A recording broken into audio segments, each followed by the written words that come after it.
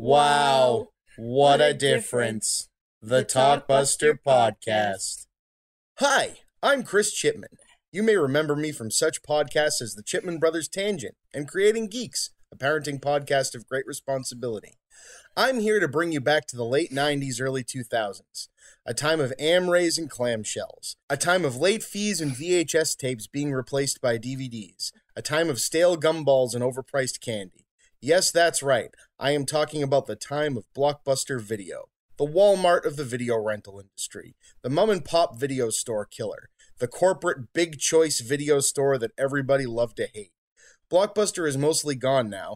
Kids today will never know the crazy Friday and Saturday nights with lines wrapped around the store to rent the next big movie.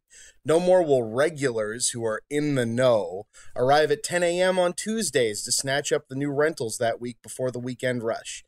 Most of all, no longer will young movie geeks like myself have the memories I, and many others like me, made while working there. You see, under all of the corporate evil and bad practices, Blockbuster was a home, a comfort, a place where I made lifelong friends and even met my wife. It is because of these memories that I, and I'm sure many of you, have, that the Talkbuster podcast was created. A place for me and others to share our memories of what once was, of the before time, of the long, long ago. I'm looking forward to see where this goes, how it evolves. Join me, won't you?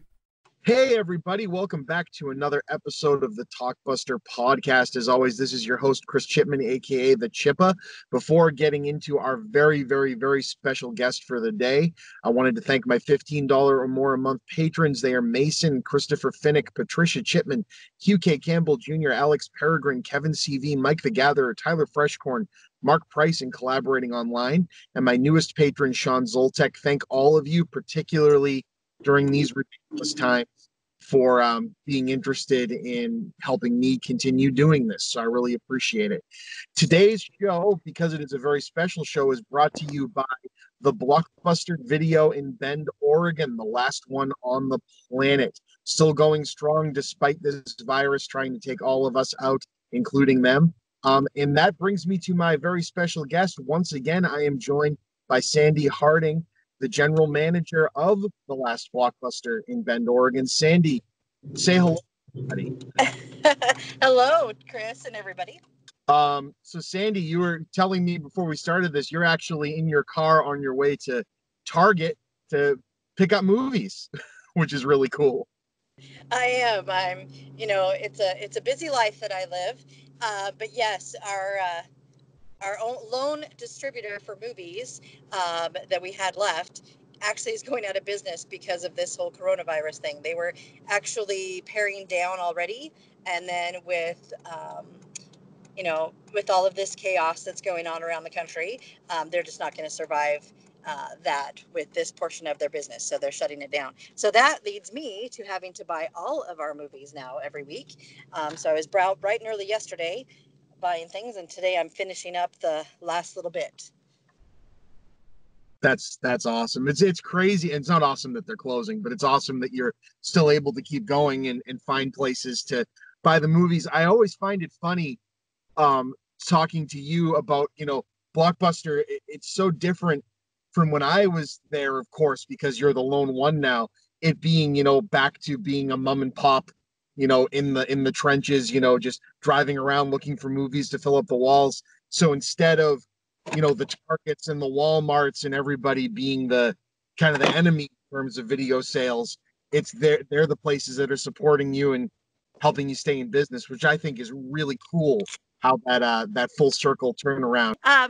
No, absolutely. And they're kind of my saving grace at the moment. So, I appreciate it. They're great when I walk in the door. They all know who I am. They know that I come in and get what I need and don't buy more than I have to from any one location. So that way they have some for their customers, which they appreciate, and gets their numbers up so they get more product in their store. That's what one of my fellow cashiers told me when I was at the, I won't say which store it was, but he goes, "No, come in, buy as many as you want. It gets my numbers up. I get more movies in." So it was really great. But anyway, yeah, they're saying my saving grace at the moment. That's wild. So last we talked was, in a much more upbeat, forward-looking world before the current mess that we're stuck in the middle of. So everybody knows this is May 7th, May 6th, May 7th, right? Yeah, it's the 6th today. Yep. Yeah, Wednesday.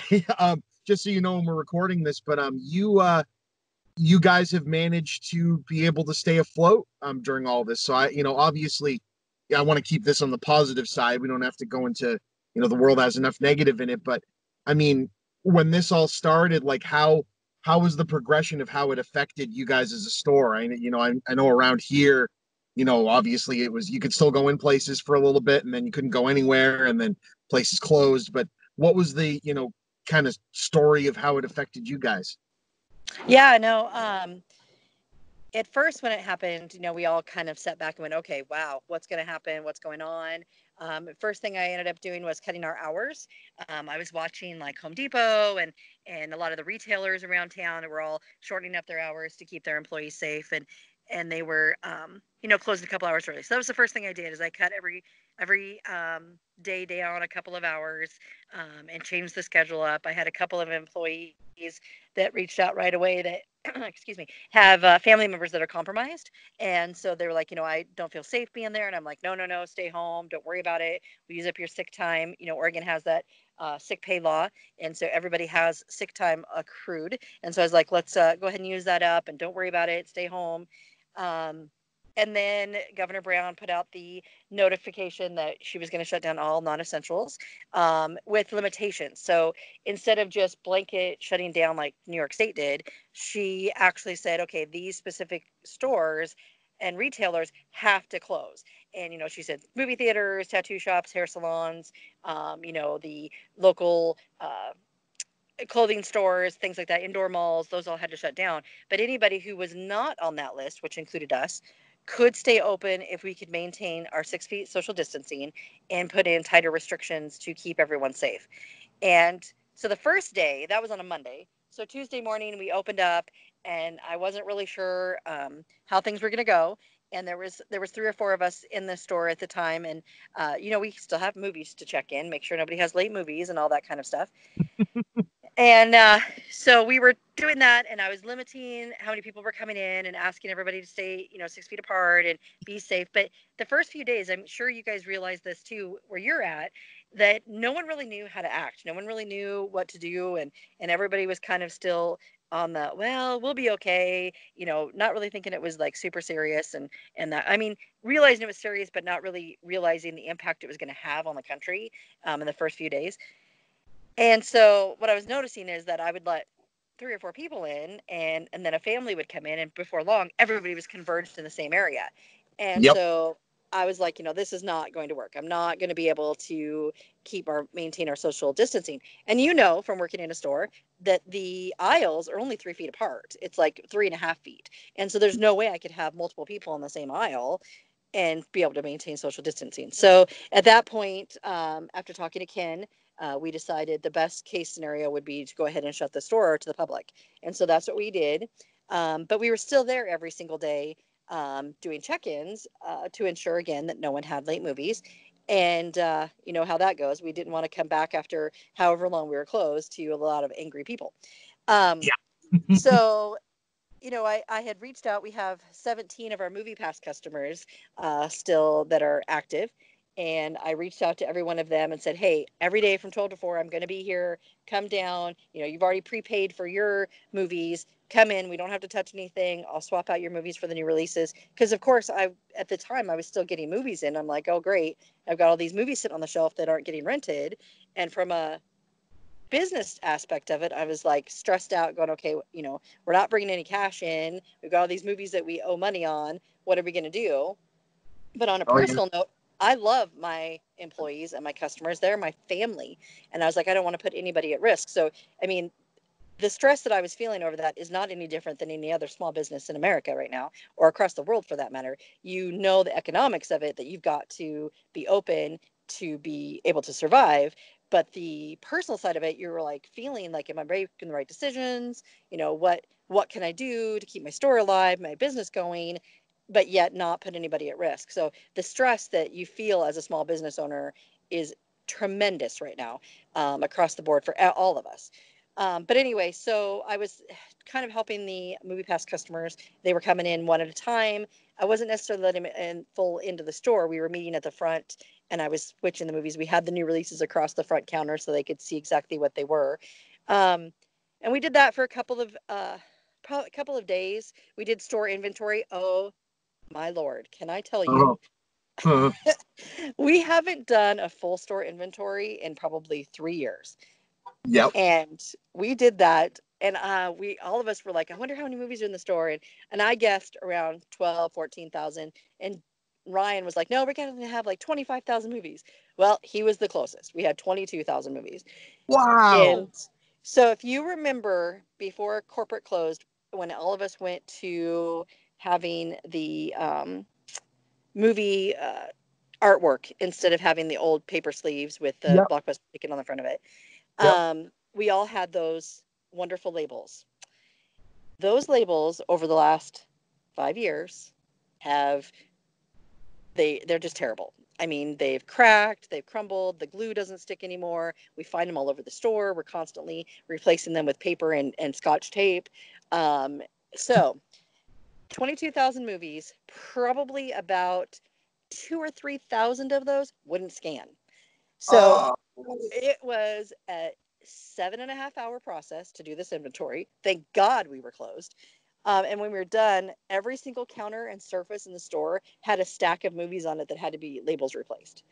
And so I had MoviePass customers and people that just know me that were reaching out going, oh my God, I saw the movies on the counter. Are you guys closing? And I'm like, no, we tried doing inventory. And so it took us probably a good 3 or 4 days just to relabel all of those stinking movies.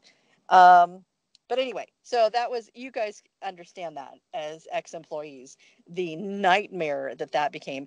And not to mention having to find scanners and cords. Do you remember that from doing inventory? That oh the yeah. I'm scanners and the having like cord. flashbacks right now. Oh yeah, and you had to find the right combination, the right matches with the right wedge, because if you didn't match it up perfectly, it wouldn't scan. You couldn't hear the beeps. Anyway, Oh yeah, the headphones. Oh no. so it was quite comical. And of course, nobody that works there now besides me has ever done an inventory. So they're all like, "You guys used to do this every month?" And I'm Yeah. like, "Yes, we did." I'm like, "So now you understand our pain. So I don't want to hear any more complaining about the little things you have to do every day." Yeah, But and if you shape um, up and scan all the Skittles. there you go. So anyway, we had a lot of fun with that, but it took us 3 or 4 days, and at the end of that, I was like, okay, we've successfully had people, coming in doing the movie pass. We're going to be here every day from 12 to 4 to do returns anyway.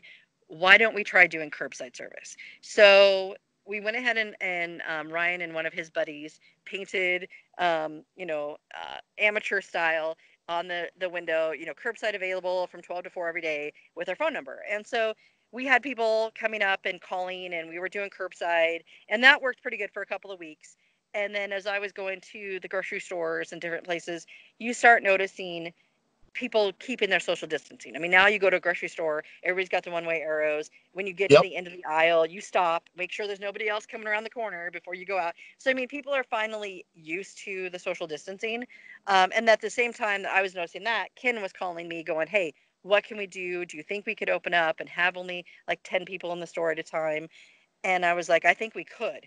But my biggest thing was we didn't have any Clorox wipes. We didn't have any masks. We didn't have hardly any gloves left. And I'm like, I Oh, can't do this if we don't have supplies. I'm like, because, right now we were with curbside, I went to Target and bought a bunch of Ziploc bags, and we were cleaning all the movies with Clorox wipes, putting them in Ziploc bags, taking them out with gloves on, and giving them to people in their cars. So everything was clean. Everything we were doing was as possibly as safe for our customers as we could and our employees.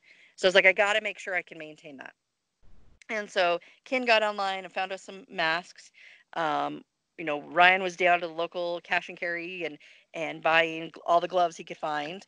And then I was scrounging for Clorox wipes. I actually found some hand sanitizer at one of our local janitorial companies that was able to hook me up with some hand sanitizer and the funny, you go to the bathroom and they have the little soap dispensers. Yep. They were like hand sanitizer dispensers. So, I mean, we were getting very creative with how we could get stuff in the store to keep everybody safe. So it took me probably like 3 or 4 days for it to come up with some alternatives on that, to the point where we were even making our own Clorox wipes with like shop towels that you get, Yep. like the blue shop towels, and like Clorox Lysol mix, not Clorox and Lysol in the same thing, but Lysol mix and Clorox mix in a different tub, and so we can keep everything clean. And then we spent a couple of days thoroughly cleaning from top to bottom, every counter, every surface in the store. And can I tell you, that store has never been this clean ever. And I've told the kids we're going to maintain this cleaning even after COVID is over. But anyway, the store is beautifully cleaned right now. We went ahead and opened back up. We're making, we put social distancing markers. We have our X's everywhere, arrows, one-way arrows down the aisles, just like the grocery stores, limited to 10 people at a time. We still have the old Blockbuster. I know everybody's seen pictures of our store now, but we have it where you have the counter in the middle and then the manager station on one side and the check-in station on the other. So you have 2 ways in. So we made one way in, the other one way out.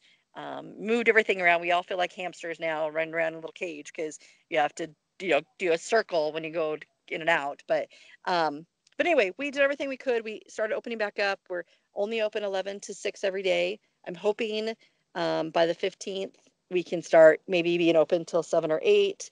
And we're just, going slowly at it. And I'm okay with that. We're about 50% of what we would typically do in a day, which isn't great. We can't sustain that forever. But I was okay with us starting off slow. I mean, I was also worried opening the doors and having the floodgates just go crazy and then everybody wouldn't be safe. So I was very glad that everybody kind of took it slow. Everybody's coming in, but it's, it's a much safer environment for everyone. No, I agree. I think this is the best case scenario when you think about the world, especially in the corporate stores. I can't imagine how Blockbuster as a company would have handled this because, like you said, even on days when we had to close to the public because of snow emergencies or whatever else, they'd still have at least an employee that could make it in come in to check in the tapes, right? Because right, you don't want to have to be giving tens of thousands of dollars worth of late fee credits, right? But yeah, I can't imagine what the business as a big like 9,000 store entity would have done during this, right? Because no, and with all the states having different rules, it just would have been crazy.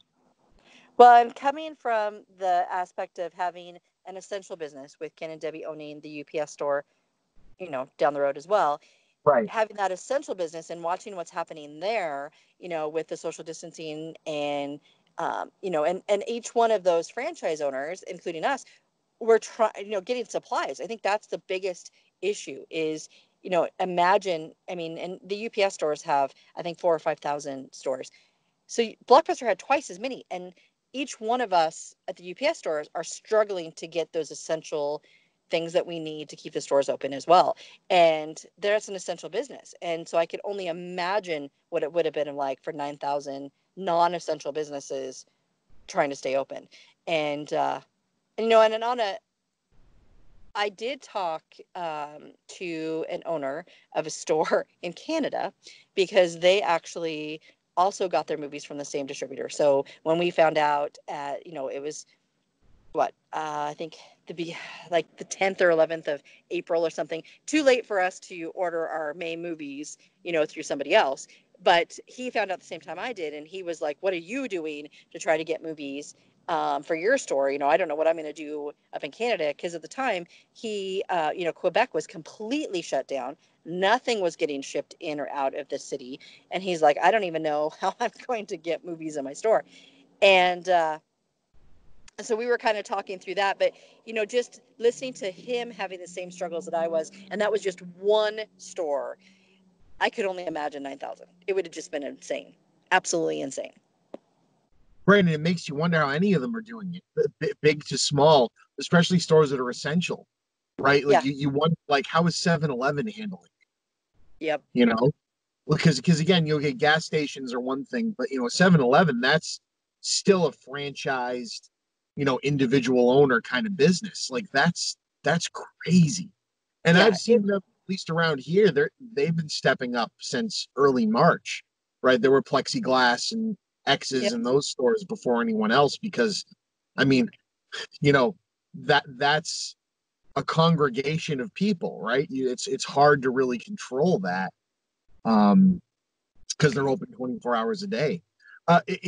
It's funny how you mentioned, how this progressed, and I love hearing that story, because I'm thinking back to, late February, right around my birthday. Me and my brother did a panel at PAX East, the big video game yeah, conference, and that was the last big thing around here to be allowed to be done, because Boston, like 3 days later, shut everything down, because the hotel next to the place where PAX was is the place where the Boston area outbreak of COVID happened.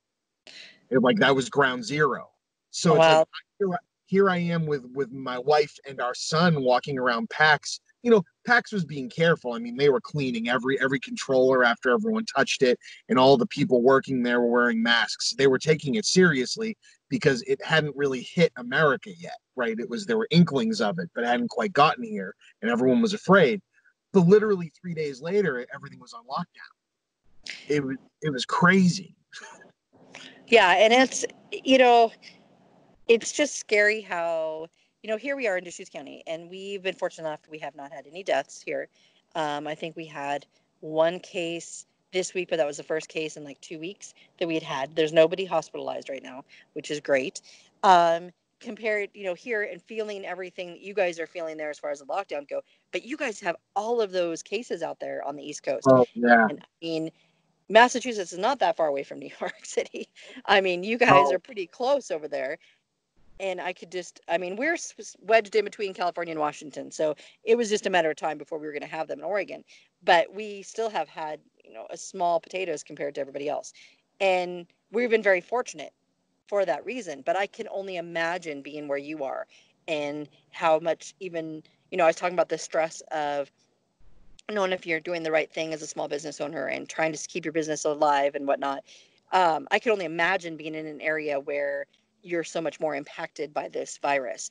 The stress level that those guys must be feeling is just horrendous at the 7-Elevens, at the local gas stations. I mean, it's just got to be tremendous amount of stress worrying about your family, your employees, your customers, because when this is all over, if we're not keeping our customers and our employees safe, even when this is over, nobody's going to appreciate that. I mean, you've got to do the right thing for everyone right now. It's really hard.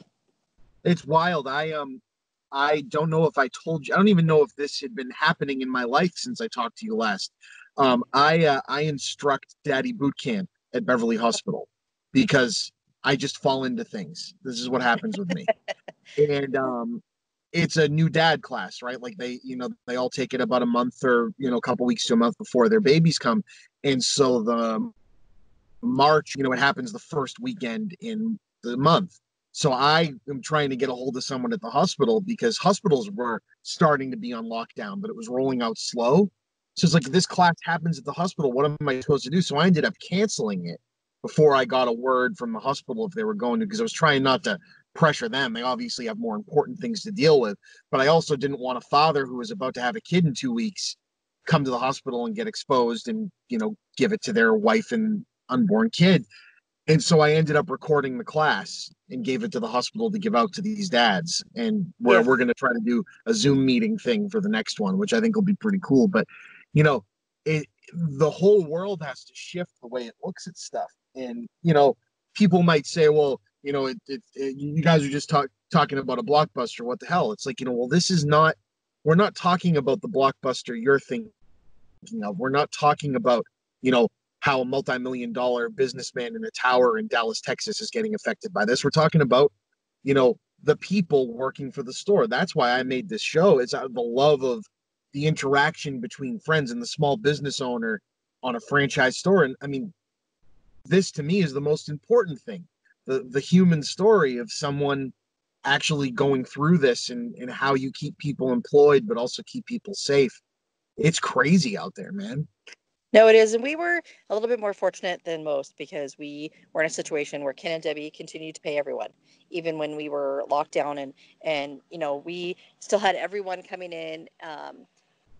Everyone was still getting a paycheck. I had probably a handful of the employees. We have, I think, 18 employees on board, including, Ken and Debbie and I and everybody that actually gets paid out of the store. And um, we were able to keep everybody on payroll. And then the kids were calling me going, okay, what can I do to help? I know you're down there every day doing check-ins. Can I come in and help? And then they were all volunteering to come in. And of course, Ryan was still doing all the online orders, which can I tell you that the love and support that our little store has received from everyone has just been phenomenal. And there was one particular Monday, we average 2 or 3 online orders a day and we manage them ourselves. There was one Monday we came in, we had 45 online orders. And I was like, oh my gosh, I was watching it on Saturday afternoon as it was just blowing up and I kept getting pings on my email on my phone and I'm like, what the heck is going on? And Ryan had teamed up with another kid out of Texas that's a huge fan of ours. And they had done an Instagram post that ended up getting just all of these people reaching out and wanting to help us. And they were all orders from $2 to, $60. I mean, everybody was trying to help with some little amount of money. And I just loved it and thought it was just so I don't know, just I don't even know the right word. I'm kind of tongue tied right now because I know that that's not just what's happening with us. We have, people Right. are out there making masks and donating them to the hospitals. People are doing things and helping their local businesses and just the resolve that America has. I mean, we are a nation that just embraces small business and we have nostalgia, we love the things that we love and we want to preserve them as long as we can, and it's just a testament to that. When all those people were reaching out and doing those orders, and it was just wonderful, and we had a lot of fun. We had quite the assembly line going in the middle of the store. Of course, since we were slow or closed, we had everything everywhere all over the middle, and banquet tables set up so we keep our 6 feet, and then we had our little assembly line putting together orders. But we had a lot of fun doing that, and felt really good about it, and knew that we were going to be able to make it when that happened. Like, we were like, okay, we can make it through this. And anyway, it just helped put a smile on all of our faces. And I'm sure that every other, like I keep saying it, I mean, we're not in this alone. There are so many small businesses out there that need love and support right now. And as they open back up, we need to get back out there, going there and buying our trinkets and getting our haircuts and getting our tattoos or whatever you do. Everybody's going to need that when these stores open back up. And exactly. And the stories I've been hearing too, those are the places that deserve to benefit from the stimulus checks that are going out, Yeah. right? If you like, I luckily am able to still work, and we're a single income household, so we got a big amount of help from that because we make less than the combined household amount, and we have 2 kids, so it's a big number. So I started reaching out to people that are patrons of mine, you know what I mean, that sell stuff online, and going, let me buy something from you. There's Yeah. a guy in England whose show I really like, who fell on some hard times because the UK's whole economic support thing went haywire. So and I helped bought some stuff from local companies, and support people like you. I mean, I've got a whole bunch of other stuff I want to buy from you. And for everyone, that's blockbuster.com. Their stuff is great.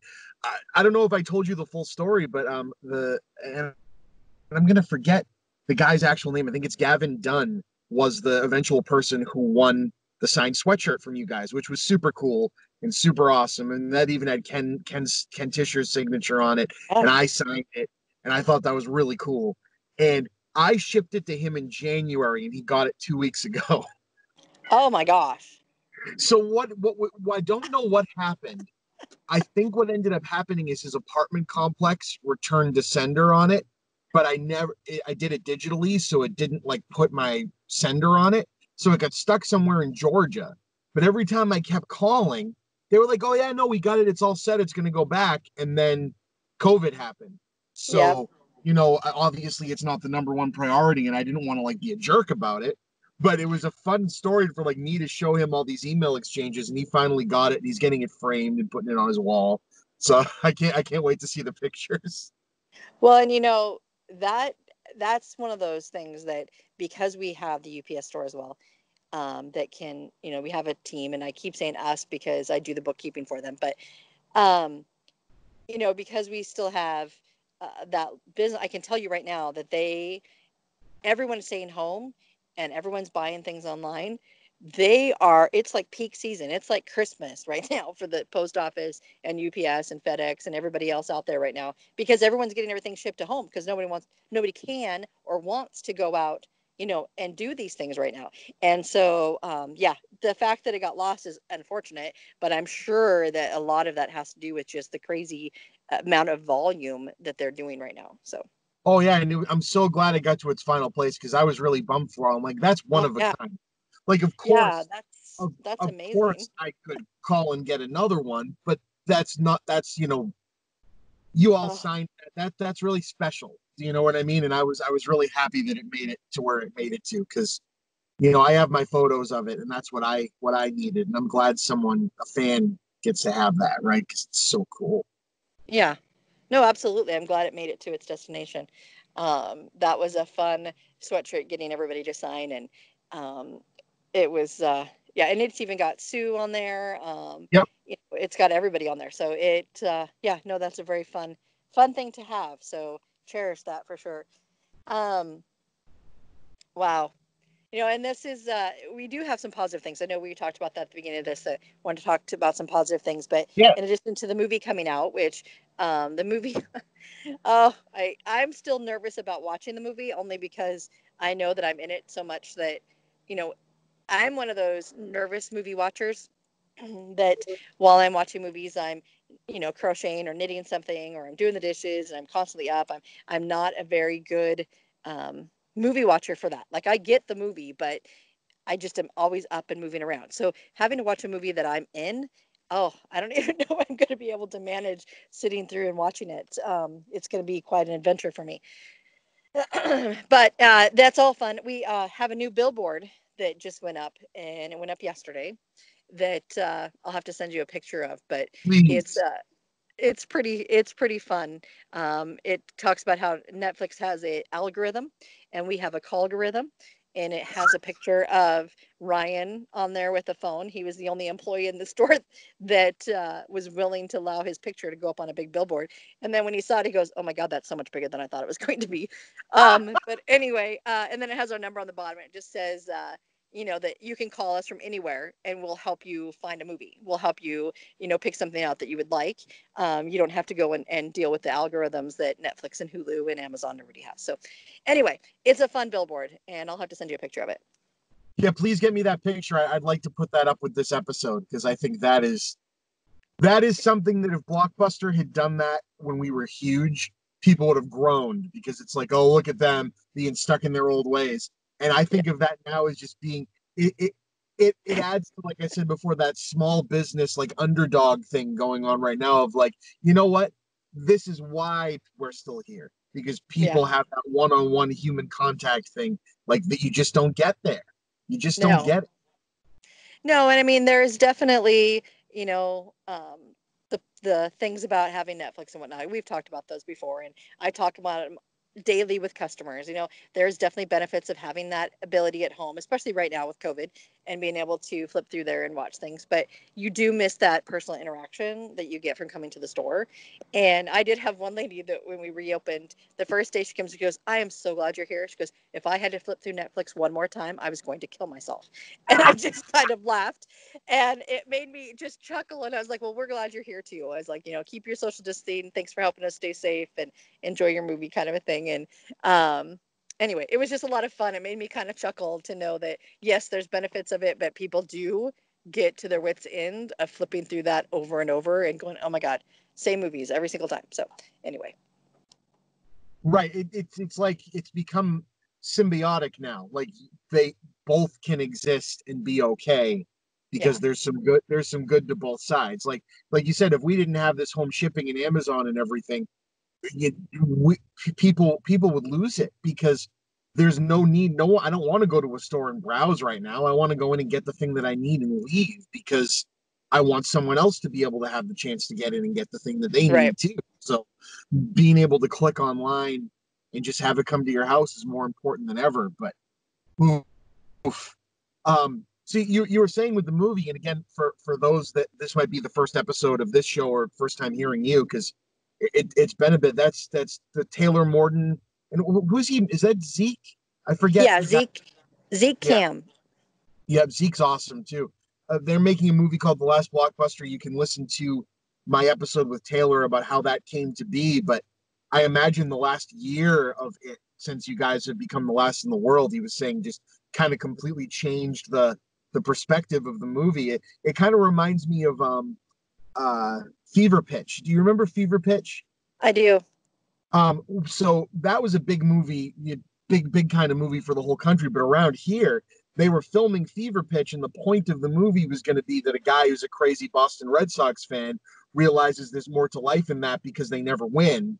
And then the year they were filming the movie, they won. So they completely changed the story of the movie.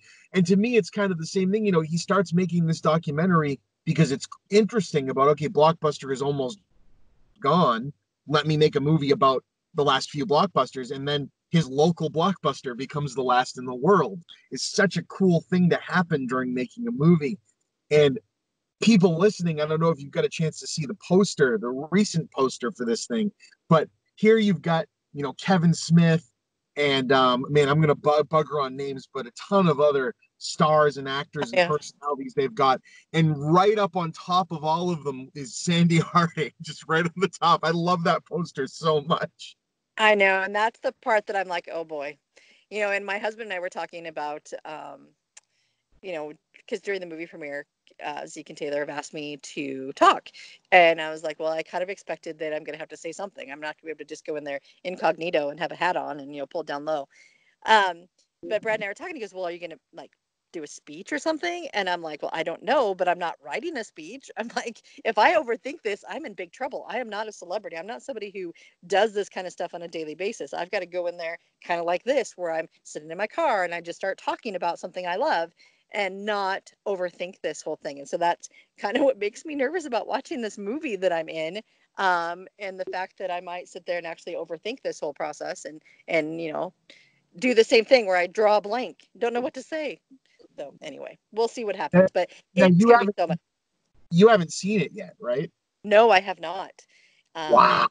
And I know that my family's in it. They filmed some of it in my, in my kitchen in my house, and they went with me in the car one day, well, like this, where I was driving around buying movies, and just different things like that they did with me, that I know are in the movie. And so I'm like, oh my gosh, you know, it's hard, and it's hard not to be critical of yourself when you're looking at it.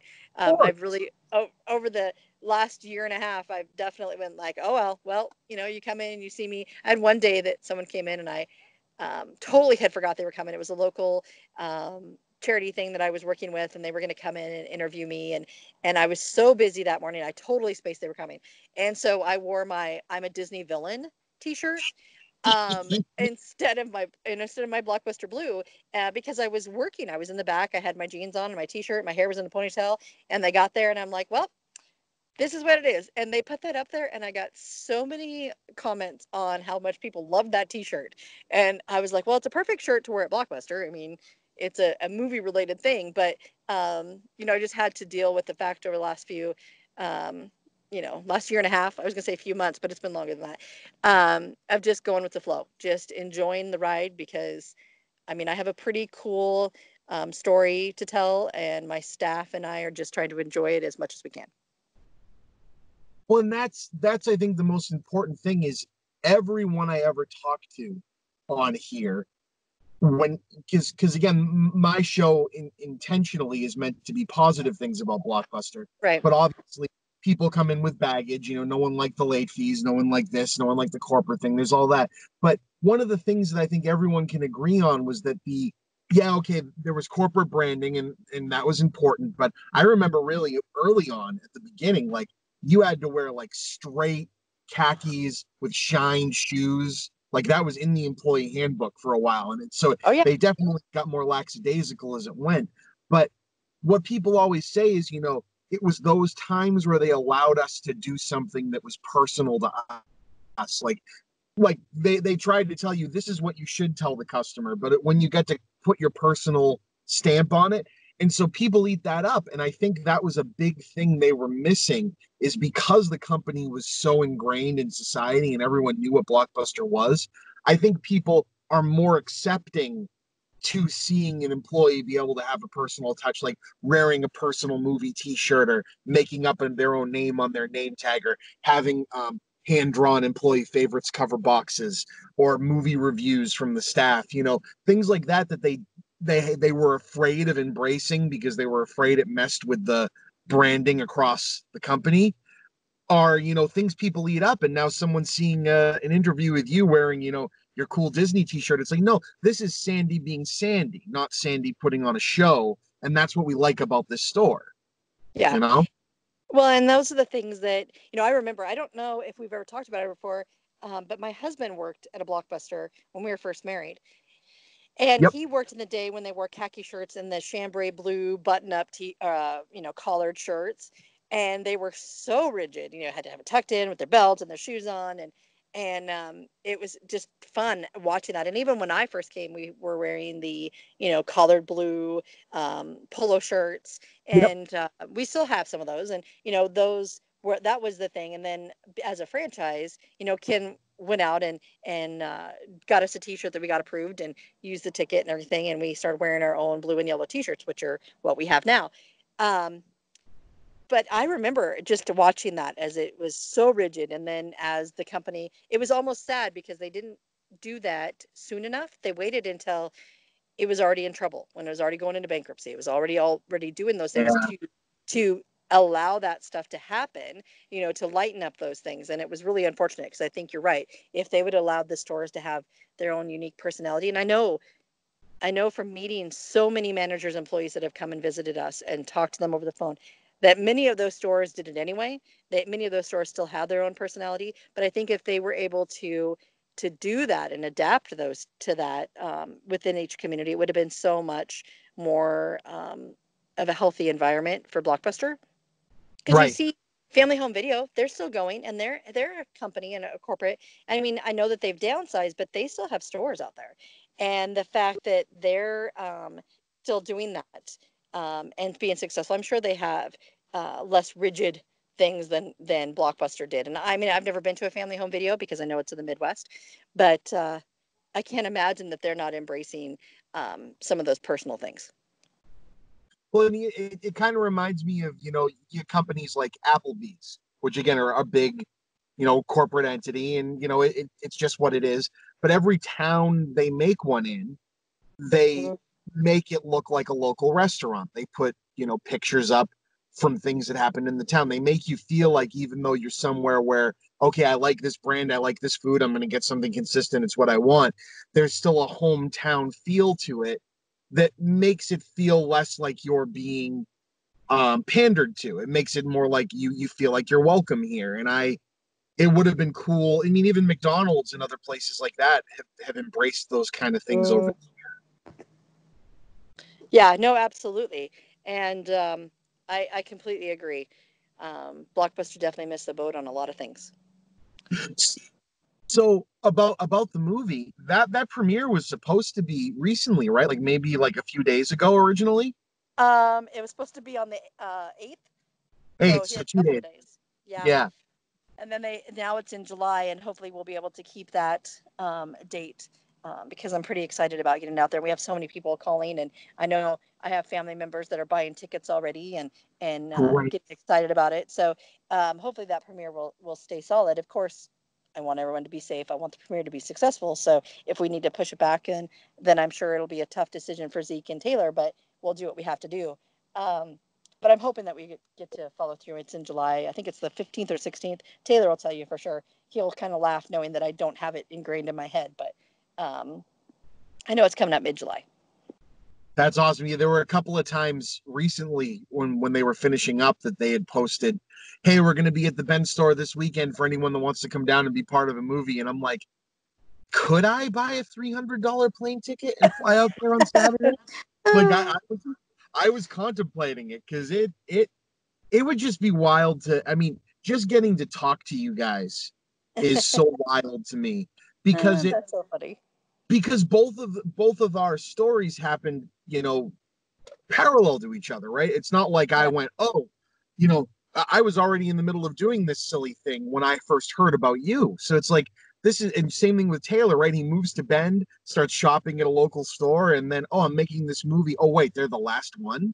It's amazing how coincidental all of this is.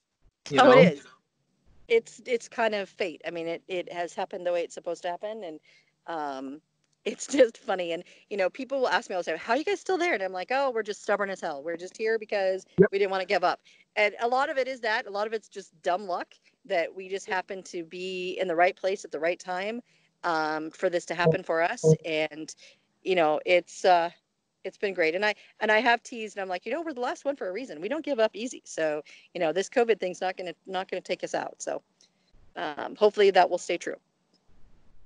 That's awesome. So on other positive things, we've got the movie, we've got you guys being able to still be open and make money during, an international crisis. But I mean, since we last talked, what were some other cool things that happened to you or with the store? I know that there have been comedy nights and things like that were in the mix. Like I mean, Ryan's been doing some incredible stuff with your social networking and all of that. It's just, what are some, positives or something that sticks out in your brain?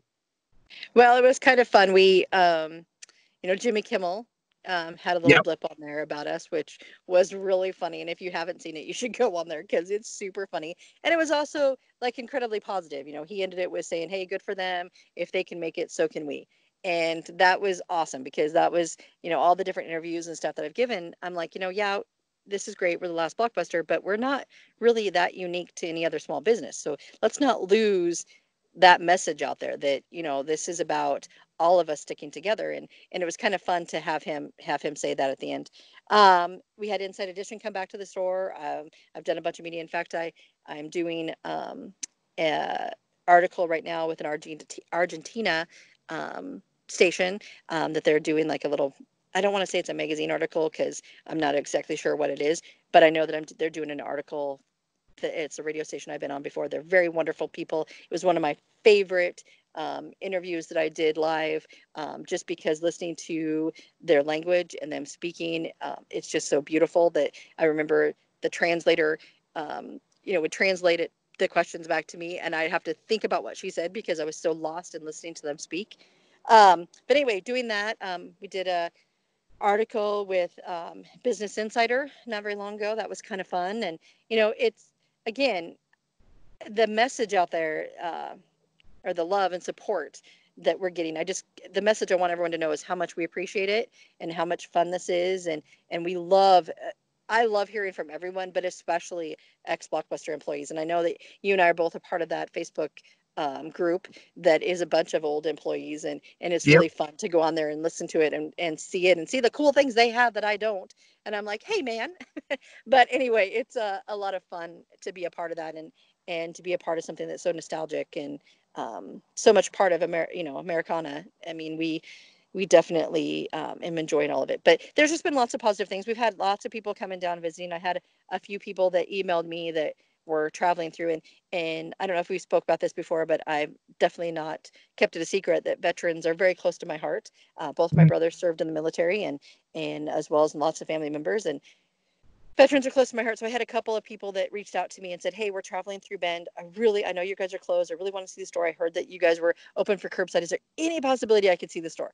And so I met them down there after hours, and we all had masks on and kept our social distancing. And I let them come in and look at the store and everything. And that was something that I really was proud and happy that I was able to do that in a safe environment. I mean, me and one other person wasn't going to hurt anything to be in the store. And I was very happy to be able to do that. But, No, we're just awesome. doing our thing. So That's such a great thing to be able to do, right? And it's what it's I think what people forget is it's all about people helping people get through stuff like this. And exactly. when you take people out of the equation and forget that, I like to think that people inherently, at least in a one-on-one basis, are good. Yeah. I know that the world has a tendency to drive your brain in a different direction. But I think one-on-one, people, and so to be able to say that, it's like, who am I really hurting? But look at how much I'm helping this person by giving them, in 20 minutes in an evening full of, joy and nostalgia. And I think things like this pandemic remind you of that little stuff. Like, it's finding, I was talking to my mother the other night,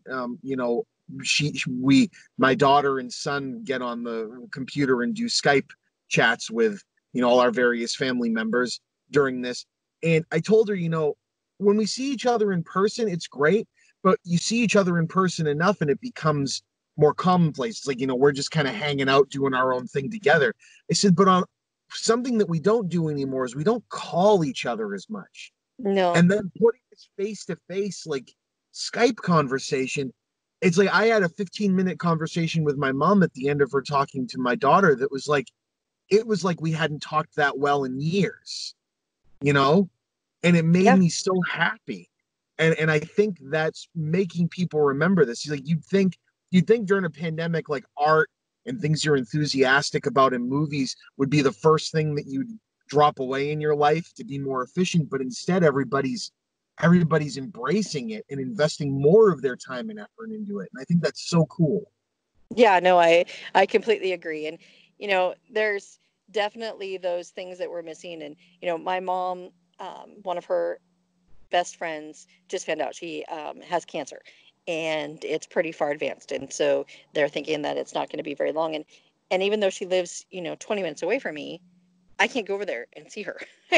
And that's like breaking my heart. And I'm like, I understand it. The last thing I would ever want to do is, be infected or have come into contact with somebody and take it over to her not knowing, or any of those kind of things. And, you see videos of people outside of the nursing homes, having birthday parties with their grandparents and those things. And that's all stuff that we miss, that we need that personal contact connection. And I think we take advantage, or not advantage, we take I just lost my word, but thank you, take for granted that we can do those on a day-to-day basis. And when something like this happens, we all realize that, man, I wish that I had went and seen her 2 months ago.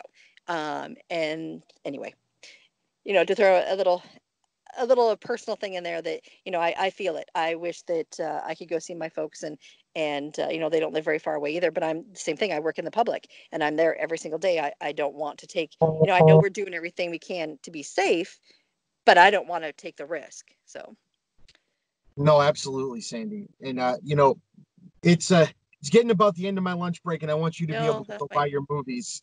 So I was going to say, I'd like to give you the opportunity, as I always do.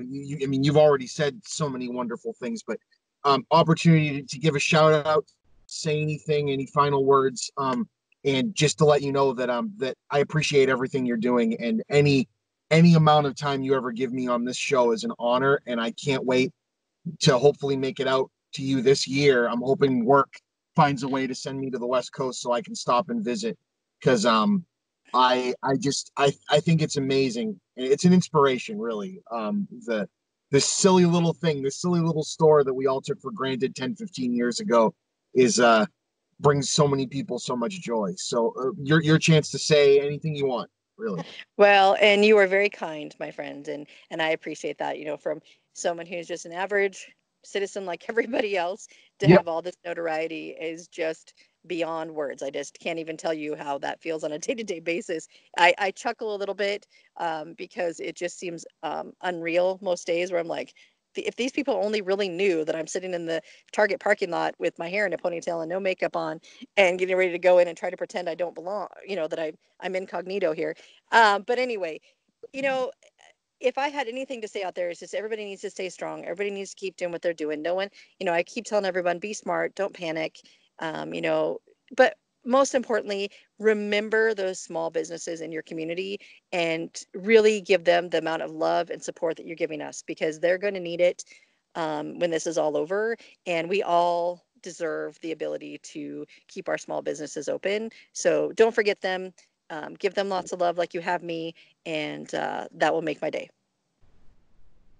Awesome. Well, Sandy, thank you again. You're bridging the entirety of the United States here on this call from Oregon to Boston. Thank you so much for making it a Talkbuster night or day or whatever time of day it is for you right now. What's it, like 10 a.m., 11 a.m.? Yeah, it is. Thank you all for listening, and please be kind, rewind, and we'll see you next time. Sounds good. Thanks, Chris.